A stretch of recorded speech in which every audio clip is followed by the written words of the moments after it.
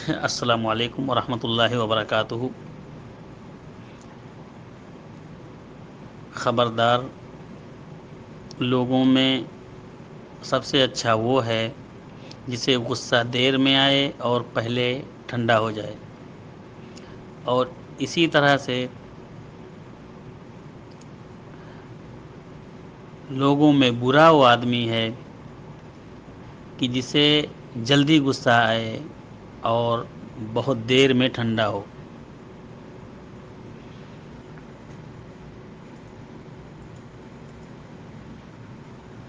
اصل میں یہ حدیث امام ترمذی رحمہ اللہ نے اپنی سنن کے اندر نقل کیا ہے۔ یہ بہت ہی لمبی چوڑی حدیث ہے،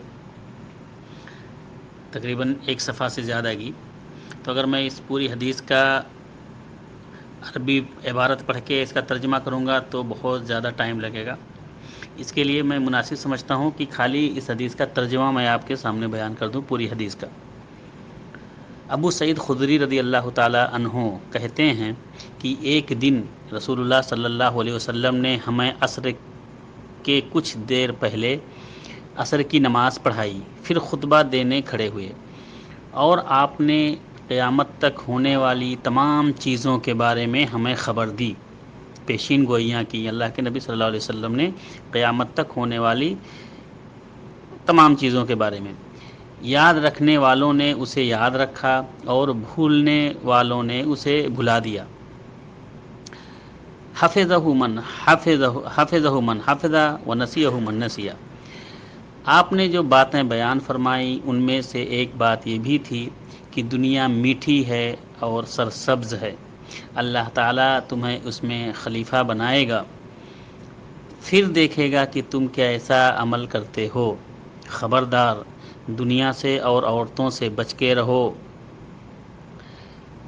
یعنی یہ دنیا بھی فریب میں مبتلا کرنے والی ہے، اور اسی طرح سے دوسری عورتیں جو بازارو عورتیں ہوتی ہیں یا جو غلط قسم کی عورتیں ہوتی ہیں، یہ بھی تمہیں غلط راہ دکھائیں گی اور تمہیں مبتلا کر دیں گی۔ آپ نے یہ بھی فرمایا، خبردار، حق جان لینے کے بعد کسی آدمی کو لوگوں کا خوف اسے بیان کرنے سے نہ روکے۔ یعنی جو شخص حق جان جائے تو اس کو چاہیے کہ وہ حق بات بیان کر دے۔ ابو سعید خدری رضی اللہ تعالیٰ عنہ روتے ہوئے کہا، اللہ کی قسم، ہم نے بہت ساری چیزیں دیکھی ہیں اور بیان کرنے سے ڈر گئے۔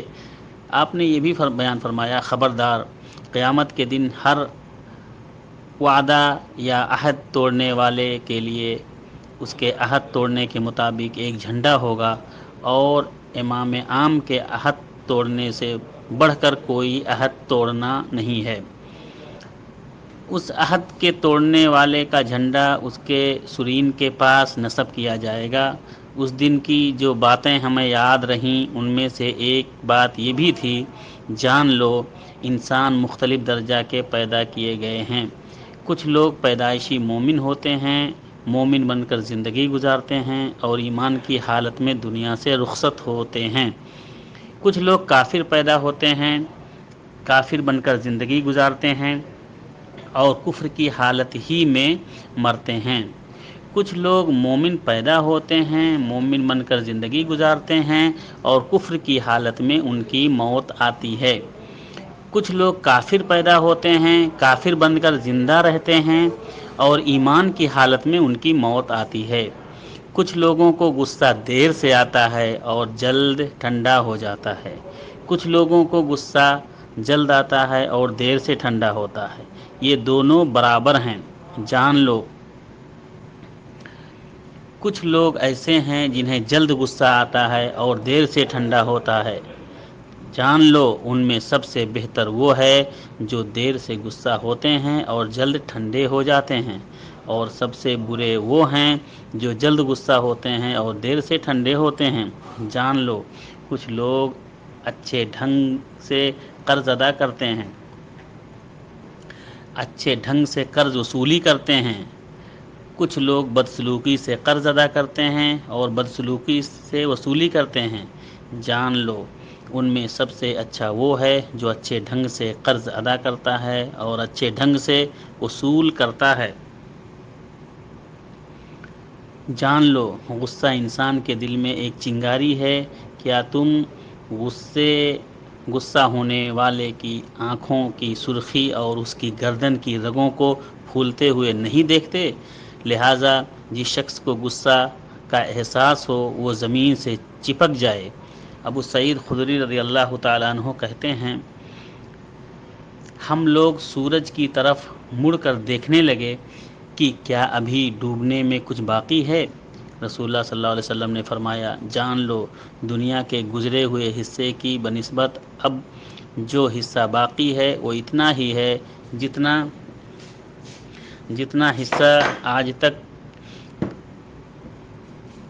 حصہ آج کا تمہارے گزرے ہوئے دن کی بنسبت باقی ہے۔ امام ترمذی رحمہ اللہ کہتے ہیں کہ یہ حدیث حسن صحیح ہے، لیکن سند کے اعتبار سے یہ حدیث ضعیف ہے۔ اس سند میں ایک راوی ہیں علی بن زید بن جدعان جو ضعیف ہیں، اس لیے یہ حدیث کی سند ضعیف ہے۔ لیکن اس حدیث کے کئی ٹکڑے، اس حدیث لمبی حدیث ہے، اس حدیث کے کئی ٹکڑے دوسری حدیثوں کی سپورٹ کی وجہ سے صحیح ہیں، جن کے شواہد موجود ہیں۔ بہرحال اس حدیث سے پتہ چلا کہ اللہ رب العالمین کن لوگوں کو پسند فرماتے ہیں اور کن لوگوں سے ناراض ہوتے ہیں۔ ان میں سے جن کو پسند کرتے ہیں ان میں سے وہ لوگ بھی ہیں کہ جن کو غصہ دیر سے آتا ہے اور جلدی ٹھنڈا ہو جاتا ہے، اور اسی طرح سے ان لوگوں کو ناپسند کرتے ہیں کہ جن کو غصہ جلدی آتا ہے اور بہت دیر میں ان کا غصہ ٹھنڈا ہوتا ہے۔ اللہ رب العالمین ہم تمام لوگوں کو اچھی خصلتوں کا حامل بنائے اور بری خصلتوں سے بچائے، آمین۔ السلام علیکم ورحمۃ اللہ وبرکاتہ۔